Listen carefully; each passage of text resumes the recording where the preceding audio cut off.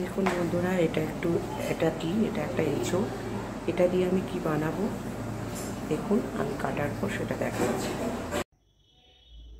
দেখুন বন্ধুরা, আমি চলে এসেছি আজকের একটা এঁচোড়ের ডালনা বা এঁচোড়ের কারি বলতে পারো, নিরামিষ। আগেও বলেছি আমার শাশুড়ি মা নিরামিষ খান, সেই জন্য আমি নিরামিষ পদই বেশি করি। দেখুন আমি এঁচোড়টা পিস পিস করে কেটে, দেখুন এখানে আমি সিদ্ধ হয়ে গেছে, প্রায় সিদ্ধ হয়ে গেছে। এবারে আমি এটাকে নিয়ে আমি জল ঝরাতে দেব। দেখুন বন্ধুরা, এরপর দেখুন এঁচোড়ের ডালনার জন্য আমি কি প্রিপারেশান নিয়েছি।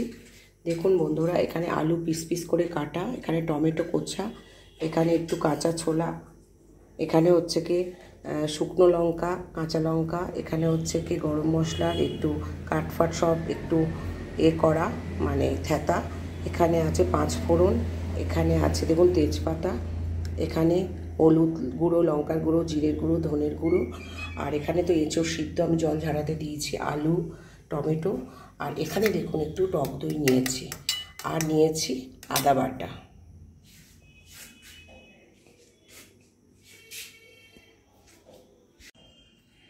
দেখুন বন্ধুরা, আর নিয়েছি আদা বাটা। দেখুন আমি রান্নাটা করব।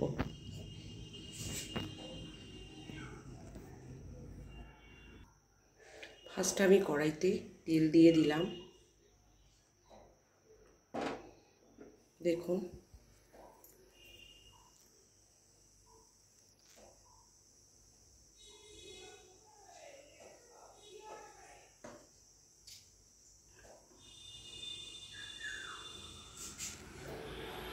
দেখুন তেলটা আমার গরম হয়ে গেছে। এবারে লঙ্কা দিলাম, এখানে 5 ফোড়নটা দিয়ে দিলাম, আর গরম মশলার এটা দিয়ে দিচ্ছি,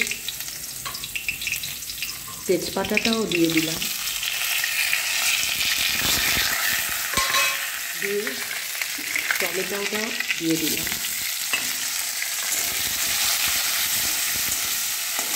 দিয়ে একটু আলুটা কিন্তু আমি সিদ্ধ করিনি, আলুটা আমার কাঁচাই আছে। এবার এই টমেটোর সাথে আমি আলুটা দিয়ে কষবো। দেখুন এরপর আমি ছোলাগুলো জল ঝরানো ছিল, ছোলাগুলো দিয়ে আমি কষবো। ছোলাগুলো একটু অল্প বেরিয়ে গেছে, আমার আগের দিন ভেজানো ছিল।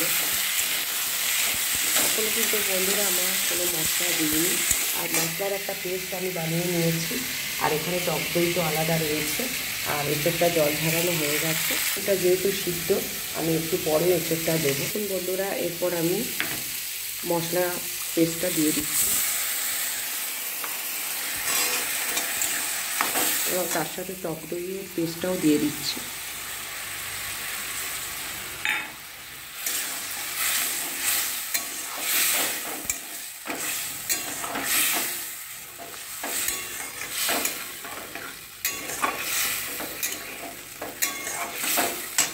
বন্ধ হচ্ছে, দেখুন একটা মশলা থেকে একটা কষায়ের স্মেল বেরোচ্ছে। এরপর দেখুন আমি নুনটা তখন অ্যাড করিনি, এবারে আমি দেখুন বড় চামচের 1 চামচ নুন দিয়ে দিলাম, নুন দিয়ে আপনি এটা করছি।